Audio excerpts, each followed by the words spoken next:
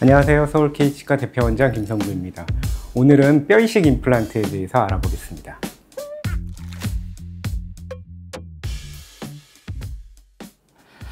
환자분들께서 비용도 좀 추가되고 무섭기도 하고 그래서 뼈 이식 임플란트가 꼭 필요한지에 대해서 여쭤봅니다. 오늘은 뼈 이식 임플란트가 어떠한 경우에 필요하고 왜 필요한지에 대해서 자세하게 설명드리겠습니다. 치과의사가 임플란트를 식립하게 되면 제일 먼저 임플란트 위에 보철물을 어느 위치에 해야 하는지를 먼저 생각합니다. 그러고 나서 그 가장 좋은 보철물의 위치에 하방에 임플란트를 식립하는 계획을 세웁니다. 그런데 이가 빠지고 나서 오랜 시간이 지나면 바깥쪽의 뼈가 많이 흡수가 일어나기 때문에 이 뼈에다 임플란트를 심어야 되는데 그 식립할 수 있는 뼈의 위치가 이렇게 안쪽으로 들어가게 됩니다. 그래서 보통의 경우 이렇게 임플란트를 심게 되면 보철물이 이런 형태로 되기 때문에 정상적인 보철물의 형태를 만들어 줄 수가 없습니다. 이런 보철물이 되면 이 하방에 턱이 지기 때문에 음식물도 많이 낄 수 있고 이 임플란트 바깥쪽에 뼈가 얇기 때문에 뼈 흡수도 일어날 수 있고 여러 가지 문제점이 발생할 수 있습니다. 그래서 이렇게 뼈가 흡수된 경우에는 정상적인 보철물을 만들어주기 위해서는 그 보철물의 바로 하방에 임플란트를 식립해야 되고 이렇게 식립하기 위해서는 뼈가 없는 공간에 임플란트가 들어가기 때문에 이 공간에 인공적으로 치과의사가 뼈를 만들어주게 됩니다. 이것을 뼈 이식이라고 하는 거고 뼈가 약간 부족해서 약간만 안쪽으로 넣으면 어느 정도 만족할 만한 보철물을 만들 수 있다 하면 어느 정도 타협을 해서 뼈 이식을 피할 수도 있습니다. 그러나 추가적인 시술이 필요하더라도 뼈 이식을 하는 게 꼭 필요한 경우가 종종 있습니다. 그러면 뼈 이식을 할 때는 그럼 뼈는 어떤 뼈를 쓰나요? 이렇게 환자분들께서 많이 여쭤봅니다. 내 뼈를 쓰나요? 나쁜 뼈를 쓰는 거 아닌가요? 이렇게 궁금해하는 분들이 많은데 뼈에는 이제 여러 종류가 있습니다. 제일 먼저 이제 내 뼈를 쓰고 있는 자가골이라는 게 있고 다른 사람의 뼈를 쓰는 동종골이라는 게 있고 돼지나 소나 말 이런 동물들의 뼈를 쓰는 이종골이라는 게 있고 합성해서 만든 인공적인 뼈가 있습니다.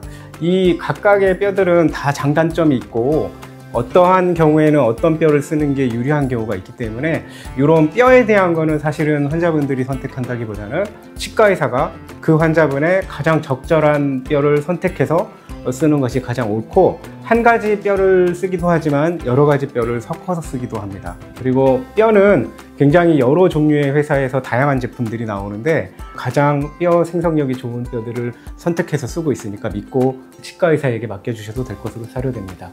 그리고 뼈만 넣어서는 뼈가 되는 게 아니고 뼈를 넣고 그 공간을 잘 유지해야 합니다.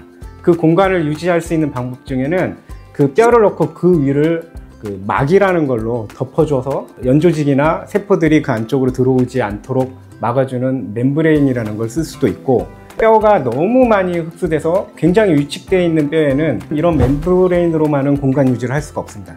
이럴 경우에는 티타늄이라는 얇은 철판으로 만들어진 티타늄 메쉬라는 걸 사용해서 공간 유지를 할 경우도 있습니다. 이런 경우는 수술이 조금 더 어렵고 복잡해지지만 꼭 필요한 경우에는 이걸 사용해야 합니다.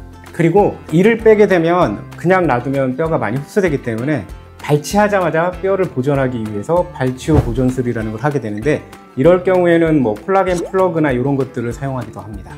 그래서 뼈 이식 재료의 종류는 굉장히 다양하고 이러한 재료들에 대한 거는 치과의사가 가장 적절한 것을 선택하는 게 맞습니다.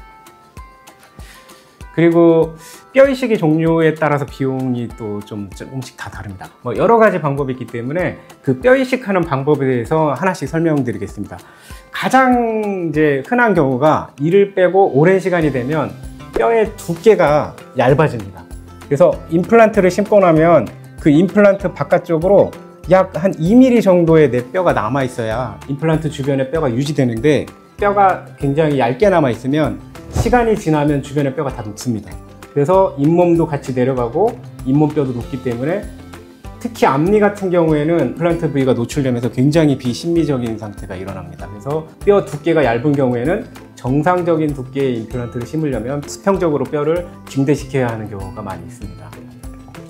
그래서 수평골 증대식은 아까 말씀드렸지만 이 수평적으로 바깥쪽에 뼈가 얇을 경우 이 빨간 부분에 이제 인공뼈를 넣은 거고 이렇게 뼈만 넣고 나올 경우도 있고 굉장히 많은 부분의 뼈를 증대시키려면 이 뼈들의 볼륨을 유지하기 위해서 멤브레인이라는 거를 막을 덮기도 하고, 심한 경우에는 티타늄 메쉬라는 철망을 넣어서 수축이 일어나서 이 뼈가 이렇게 흡수되는 것을 막아줄 수 있습니다. 공간 유지를 꼭 해야 하는 경우에는 이런 티타늄 메쉬나 막을 이용하게 됩니다. 이건 굉장히 어려운 건데 너무 오랜 시간이 지나서 처음에는 수평적으로 뼈가 녹다가 결국은 수직적으로 뼈가 아예 녹아버려서 잇몸뼈의 높이가 부족한 경우에는 임플란트 심기가 굉장히 어려운 경우가 있습니다. 이럴 경우에는 수직골 증대를 하게 되는데, 특히 아래턱 같은 경우에는 신경관이 존재하기 때문에 하방의 신경관을 뚫을 수 없기 때문에 위로 뼈를 만들어야 됩니다. 이런 걸 수직골 증대술이라고 하는데, 수직골 증대술도 아까하고 비슷하게 티타늄 메쉬라는 걸 이용해서 높이를 높이고 이 빈 공간에 뼈를 채워주거나, 너무 뼈가 없으면 임플란트를 바로 심지 못하고 텐팅 스크류라는 스크류를 뼈에다 박아서 그 위에 뼈를 높게 만들어주고 나서 뼈를 만든 다음에 2차적으로 임플란트를 심기도 합니다. 그래서 수직골 증대술은 사실은 굉장히 고난이도 시술이고 경험이 좀 많고 실력이 있는 의사들이 좀 할 수 있는 거고, 웬만하면 수직골 증대술보다는 짧은 임플란트를 심는 것이 더 나을 수도 있습니다. 위턱의 어금니 쪽에 빈 공간이 있습니다. 이게 상악동이라고 하는데, 이 공간이 비어 있기 때문에 어금니를 빼고 나서 위에 뼈가 흡수가 일어나면 이런 식으로 뼈가 흡수가 일어나기 때문에 이 빈 공간으로 임플란트가 뚫고 나와서 임플란트를 심을 수 없게 되는 경우가 있습니다. 이런 경우가 상당히 흔한데, 이 상악동이라는 것에 잘 보시면 여기 막이 존재합니다. 일종의 풍선이라고 생각하시면 되는데, 그 풍선의 일부분을 찌그러뜨려서 공간을 만들고 그 공간에 뼈를 넣으면 뼈가 아주 잘 됩니다, 이 공간은. 그래서 상악동 고리식술은 굉장히 예지성이 좋은 치료이고 굉장히 뼈가 잘 됩니다. 그래서 상악동 고리식술은 위턱의 어금니 경우에는 대부분의 경우 필요한 경우가 많습니다.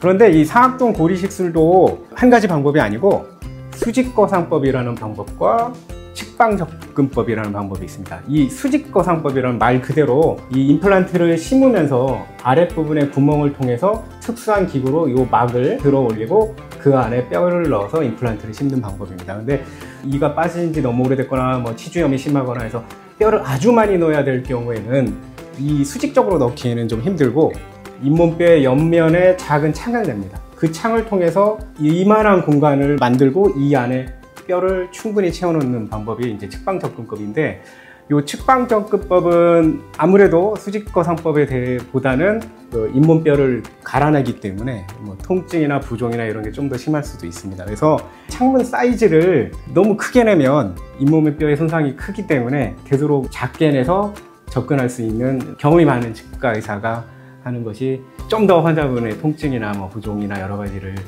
줄여주는데 좀 도움이 될 것 같습니다. 마지막으로 발치와 보존술에 대해서 말씀드리면, 특히 우리가 앞니 같은 경우에 바깥쪽 면은 뼈가 아주 얇습니다. 여기 보시면 아주 뼈가 얇은 게 보이실 겁니다.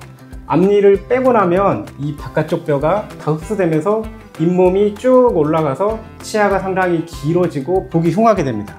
그래서 앞니의 경우에는 이를 빼고 뼈가루를 이 빈 공간에 채우고 임플란트를 심어야 바깥쪽에 이 얇은 뼈의 흡수를 막을 수 있습니다. 그래서 발치와 보존술이라는 뼈 이식을 해서 잇몸뼈를 유지하는 게 유리합니다. 그러면 꼭 앞니에만 필요한 건 아니고 어금니 같은 경우에도 빼고 그냥 놔두면 바깥쪽 뼈가 이렇게 흡수가 일어나는데, 뼈 이식을 해 놓으면 이 전체의 볼륨을 그대로 유지할 수 있기 때문에 정상적인 위치에 임플란트를 심을 수 있고 보철물에 음식물이 끼거나 문제가 일어나는 것을 예방할 수 있습니다. 그래서 발치하고 그냥 놔두면 뼈가 이제 흡수되는 경우가 많기 때문에 뼈 이식을 먼저 해놓고 나중에 한 3개월 뒤에 임플란트를 심는 경우도 종종 있습니다. 이번 시간에는 뼈 이식에 대해서 말씀드렸습니다. 뼈 이식에 대해서 부정적인 생각을 가지실 필요가 없고, 뼈 이식은 임플란트 치료에 있어서 더 나은 결과를 얻기 위한 꼭 필요한 것이라고 생각합니다. 감사합니다.